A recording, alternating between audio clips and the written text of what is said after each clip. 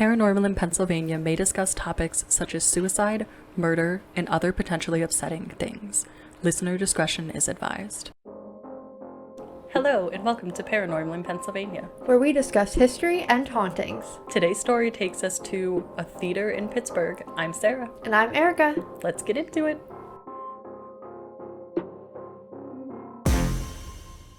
Okay, so Pittsburgh Playhouse. Yes. Have you ever been? No. I have been.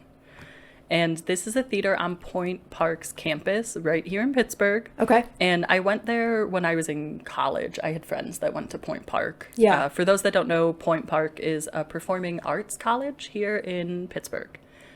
There was a lot of information about the Playhouse because it's moved around a bit. Oh, okay. So I got my information. I tried to do trusted sources, either local news sites or Point Park's website itself. And if it's from any other sources, I will say allegedly.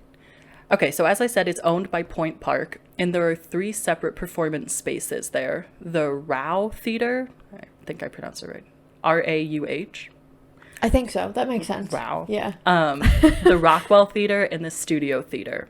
Okay. And there is a professional theater company there, as well as the undergrad students that do performances. Right. There's like showcases. Right. The Playhouse existed before it was owned by Point Park.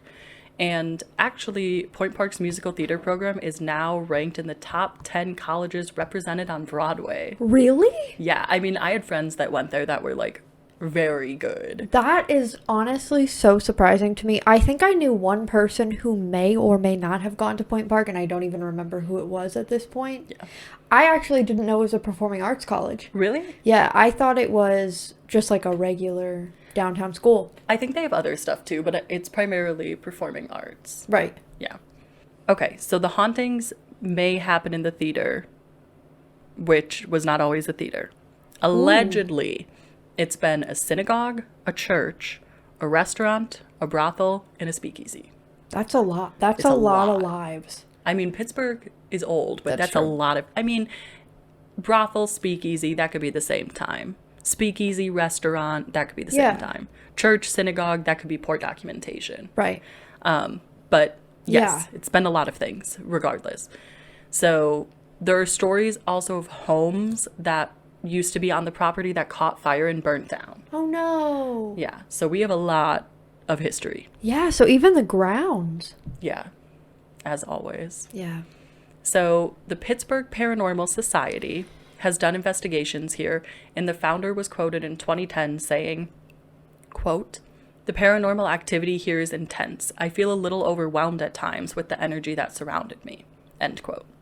That's a lot. I think when anybody uses the word overwhelmed, that's how you know it's kind of like a lot of hauntings occur there. If you experience one haunting, that's like, okay, yeah, this was a scary event. But an overwhelming feeling really marks it. And it's the founder. Yes. So you know they have experience. Yes. So for them to be overwhelmed, it seems like it's substantial. Yeah. They did post a little bit about what they found. They recorded disembodied voices in one of the rooms and caught many bright orbs of light in photos that they took. Ooh. I know. I've never caught an orb in a photograph before, and I want it so badly. Yes, I agree. Because I think that's, for me, one of the most harmless signs that there are spirits there. And I just like that you can look back and be like, oh yeah, they were here. But you're not like in the moment. Right. Something's here. Right. So we'll start with haunts that allegedly come from before it was a theater. Okay. Starting with homes that burned down there. And here is the story of Weeping Eleanor. Eleanor is a mother who died alongside her daughter in one of the fires. And it's said that she can still be heard in the Playhouse crying, and that the cries now echo through the theaters. That's so sad. I know. A fire burning down your house, that's enough. Yeah. But to have family that perished in the fire, like I don't know if Eleanor had a partner, but can you imagine losing your partner and daughter at once? Like, oh my gosh. No wonder. Horrific. No wonder. Another sad story. Johns. What a name. I mean, you'd think you'd go with like at least James. Like I get the JJ, but so it was an actor. So I wonder if that's a stage name. Well, honestly, A1 stage name. Yeah. Bad birth name, I think, but A1 stage name. That's true. Bad birth. Here on Pip, we're here to judge your names. Submit them to us. But he suffered a heart attack on stage and ended up dying in the dressing room. So when he suffered the heart attack, they took him off stage to his dressing room where he died. And it's said that he haunts the dressing room dressed in a tuxedo. And it's specifically dressing room number 7, if anybody is there. And you can hear footsteps rushing around as if people are coming, either carrying him in or coming to give him medical attention. Ooh. So it's not just him, it's like the whole memory is preserved there. Which to me kind of does sound like a residual haunting, where there's like just the event is occurring over and over again. Right, yeah. Also, that's very sad. I feel bad that I made fun of his name now. Well, who could have known, except me, who did all the research ahead of time. Other reports say that you can see him in the seats during rehearsals, as if he's overseeing the production and giving notes. And still other reports say he's seen on the stage. So to me, it sounds like he just haunts the whole space. He died there. He was a worker there. He's still there. Right. Everywhere. Maybe it's one of those things, you know how we were talking about, like, if you get to choose where you hang out, if you're a spirit stuck, and he just chose here and just wants to go through the motions still. Yeah, I mean, if he loved the theater, why not? So just like the Fulton Theater, which we covered in Lancaster, the Pittsburgh Playhouse has its own lady in white. And this ghost is mostly heard, not seen. Her origin story is unrelated to the theater, which I think to the performing aspect of the theater. So the theater used to be a social club, I mentioned that in the history. And it said that the woman in white discovered her husband having an affair with a woman at the social club. Some versions of the story say that it was actually on her wedding day that she found this out. She was so heartbroken by this that she shot her husband and his mistress and then herself in the social club. Oh my gosh. I know. Can you imagine stumbling across that? No. I keep looking up at David shaking his head. No, that's... And her unfinished business leads her to haunt the space today, calling out of the name of various men that she sees. So imagine we're just walking in and someone's like, David. And it's like just us 3. Oh no. It's a whisper. David said, David. So some versions say she only calls out the name of her husband. So it is mixed. I think it's cooler if she calls out the name of all these random men. I agree. Yeah. And she's commonly seen on the balcony, if she's seen at all, because it is more of an auditory haunting. Right. Another common ghost sighting is the bouncing Red Meanie. Oh dear, that's honestly worse than John John's. I think it's so funny that that's the nickname. So, in 1974, okay, wait, first guess. What do you think? They're a performer. What type of performer do you think they are? Okay, this is immediately what I thought of. Okay. You know how, like, in the circus, people, like, balance on those beach ball things? Yeah. That's what I thought of. Bouncing. That makes sense. Close. It's clown. Oh. That makes sense. Yeah. So in 1974, a group of students held a seance on the stage of Rockwell Theater.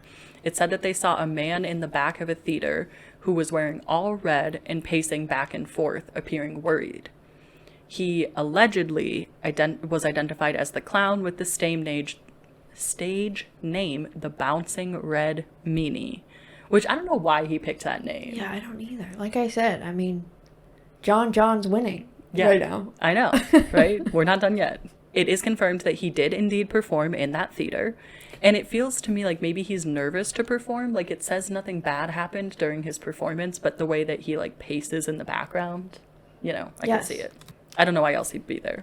I think it's really cool that they confirmed that a live person was named this nickname and performed there. I always think that's so cool because, like, again, that's one of those things that's just irrefutable. Right. And, I mean...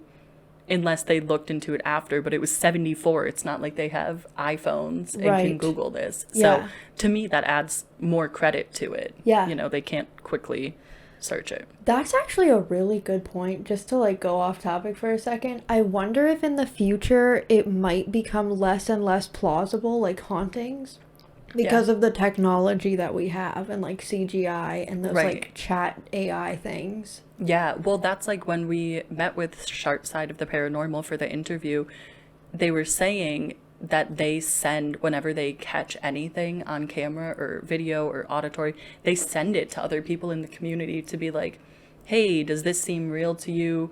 To one, debunk it, but two, I think it adds like, you know, it's not something that went wrong with the photo and stuff. I think it's a good point with like deep fakes and stuff. Yeah. So the last significant ghost is Gorgeous George. Oh, I like that name. I know the name. That's a good one. And they appear as a green entity. It's said that his face looks as if it's decomposing. See, now that's interesting because the other green man that we have covered was more of a glow. Yeah. And that's what I pictured until you said decomposing. Yeah, that's a good comparison, actually. That's interesting. He's known to be a trickster, commonly tapping on the windows of the costume room and poking people on the shoulder or even jumping out and scaring people in the prop room. Oh. I know. That's one's like bouncing Red Meanie in the background. Right. Lady in White, I'm not going to have any issue with her. John's just there. Yeah. Weeping Eleanor, sad story. Yeah. But yeah, the green man, you're right, is similar to Green Man's Tunnel. Yeah. Pittsburgh, we like green. If something jumped out at me though, I would definitely Yeah. And then it would just go right through. So I don't know how scary that would be. Oh my gosh. Those are the main ghosts, but there are some other hauntings too. Just briefly. Other than the main ghosts, people report seeing shadow figures dancing across the stage, specifically doing ballet. Is it you dressed in a costume? Correct. You're in a black bodysuit. Yeah, I've said I've never been there, but I actually spend all of it. I am a chat AI deepfake right now. I am not currently here. So I think that's interesting. And people report hearing phantom music that seems to come from nowhere, almost as if a production is running after hours. Yeah.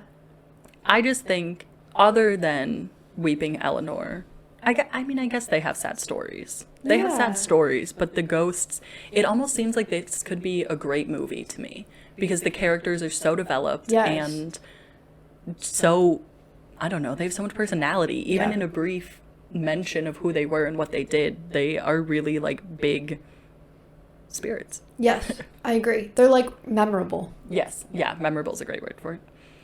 So that is all of the hauntings of the Pittsburgh Playhouse. I would love to go for another show and keep an eye out for ghosts. I'd love to go for a ghost hunt. What about you? Yeah, I agree. First of all, I would love to go for a show because I love just going to the theater. And it's been a very long time since I've been to like anything. So that would be fun. But yeah, I think I would do a ghost hunt too. It seems like you had said like the green ghost, Gorgeous George, would be a little scary, maybe. But the rest of them, you're just kind of observing. So I think that would be like a good paranormal investigation to do. I think so. I almost did have us go see a show, but since we're approaching the end of the semester, there's not many undergrad stuff. And I think a lot of the like actual holiday shows were expensive or sold out. Yes. Things sell out quickly. So yeah, I would love to go back. We'll have to check out a show and then update everybody on how it went and if we saw any of the ghosts. Yes. So thanks for tuning in for this week's episode of Paranormal in Pennsylvania, where we discussed the Pittsburgh Playhouse. See what we discuss next Thursday. Stay spooky.